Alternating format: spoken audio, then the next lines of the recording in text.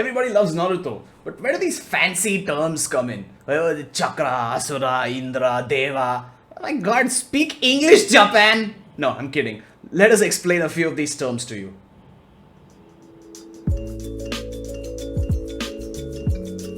Hey guys, welcome back to Quickies. No, we don't think Japan has to speak English. We would love to speak Japanese if we could go to Japan.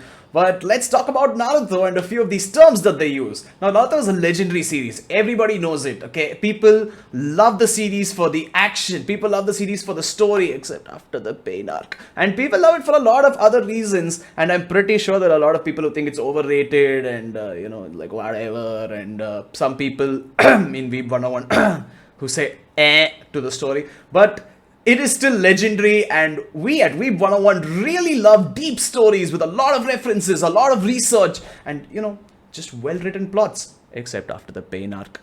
But let's talk about a few of these terms that are used in Naruto. Now, I personally am very invested in them because Naruto has a mixture of Shintoism, has a mixture of Hinduism and Buddhism. These three things combine to cause all these weird names and weird stories that come up in Naruto. So let's go over a few of them right now. First up is Chakra. Yes, it's called Chakra. It's not Chakra. It's more like Chakra. Like Chakra. The sun god? Chakra. Chuck him. Okay, sorry. I will stop with the puns. But Chakra, yes, Chakra, is basically a system in your body where it basically has different activation points. Now, being an Indian, I should know this. Being raised in a Hindu family, I should know this. So please don't kill me for not knowing it. But it's basically in different points of your body. Somewhere here, somewhere everywhere. It's a little embarrassing, but I don't know the exact details. But it's a lot like Guy's system where he has the 8 gates. Now, these chakra points, in real life at least, are supposed to be for unlocking potential of the human body, where you can do more than just the average human can. This does not mean that you get superhuman strength and you can lift mountains suddenly. No, it just means that you reach a state of enlightenment, much like Buddha. And it's also shown in a lot of other series. Like, you guys must know this relatively unknown, underrated series called Avatar: The Last Airbender. That series has a whole sequence talking about chakra and how Aang can unlock the different chakra. And this also goes hand in hand with Buddhism's logic of letting go of earthly materialistic goods, because that's what chakra points are. You basically let go of materialism and you unlock your inner strength, so to speak. Now, again, as I said, this is basically Guy's 8-gate system. Except in real life, at least according to the scriptures, you're not supposed to have any self-harm problems when you unlock chakra points. You're only supposed to get benefits. But if Guy could have the power of a Hokage at all times, it wouldn't really make for a great story, would it? I mean, that guy could go toe-to-toe with Madara with only taijutsu when he opened the 8th gate. So it kind of makes sense that Kishimoto had to nerf it a little bit. Now, there are a few more names, and this is where my knowledge of this personally goes down a bit, but I have done my research to help you guys. Let's talk about Izanami and Izanagi. So, Izanami and Izanagi were supposed to be two beings that created the earth and created the islands of Japan, and they populated it, and they're basically like Adam and Eve, you could say. Not exactly, but kind of. But ultimately, Izanami, who's supposed to be the incarnation of fire, dies. And Izanagi cannot handle the grief. So Izanagi goes to Yomi, the Japanese version of the underworld, to get her back. And he is allowed to get her back on the condition that he never looks back until he reaches the surface of the earth.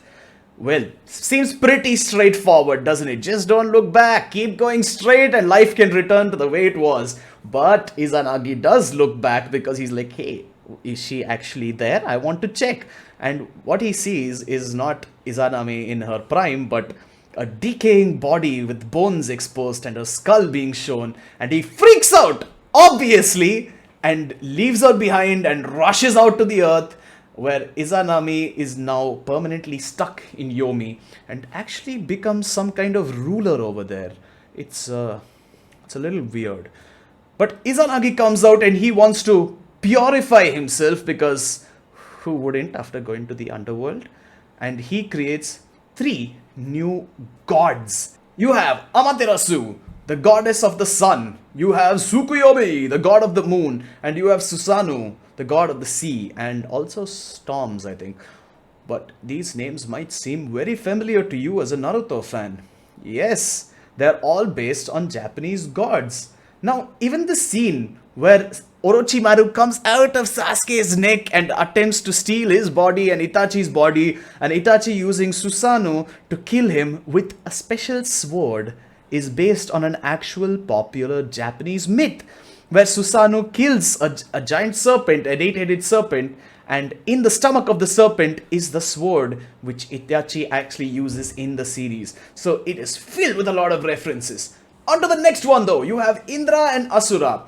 Yeah, I'm not sure how other people pronounce this, but in India it's Indra and Asura. You have Indra, who is supposed to be, he's like an Indian Zeus. He's like the god of lightning and thunder. He's the king of the gods. He leads them into war and he fights the good war. And Asura is not one person. Asura is basically a blanket term given for like demons or devils who want to fight the gods and take over and bring about a age of darkness to humanity. I am not very good with such stories, but to put it simply, these two are opposing sides in Hindu mythology, with Indra being on the side of the gods, leading the gods, and the Asuras being the demons who want to take over the gods. In fact, there's also one story where they are trying to find Amrit, which is basically the elixir to immortality. And they churn it out of an ocean with the help of the gods, and the demons try to outsmart the gods and steal the elixir of immortality for themselves. But Vishnu, the creator, aka my favorite god from Hindu mythology, even though my family is full of Shiva worshippers, tricks the demons and gets the Amrit for the gods themselves. Now for my favorite part, pain. So let's talk about pain. Now pain is filled with references. Okay, he became my favorite character so soon. It's not even funny. I love this guy. He's like a walking reference book to different religions, to different mythology, and personally I really love that stuff. So okay, I will try to keep it short because I'm getting orders from above that I should not go on forever with this. Let's see. Pain actually has the 6 paths of pain. You know who else has 6 paths? Buddha. Yes, from Buddhism. Buddha's 6 paths talks about the cycle of reincarnation. And you have, let me try to say this off the top of my head. You have the ghost path, you have the human path, you have the demigod path, you have the god path, you have the animal path, and you have the demon path.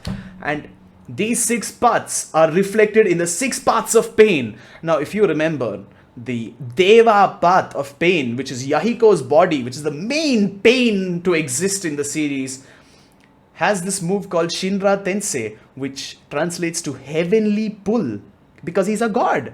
Not the pull and push part, because, you know, everybody can pull and push, but it's the heavenly part. He's a god. That's the god path. The Asura path of pain also has 6 hands and can move his head and go from happy to angry to sad and all that stuff, which is also found in Hindu mythology with the god Brahma. Now, pain has a lot of other references to mythology, but sorry, I can't. I am forced by the powers above to cut this video short right here and tell you that that's it for this episode of Quickies. Let us know if you like this type of content. I can go on forever, so if you like it, I will do more. And the only way I can do more is if you say you want more. So leave a like, leave a comment, like, share, follow, and we shall see you next week with hopefully more Naruto references to mythology.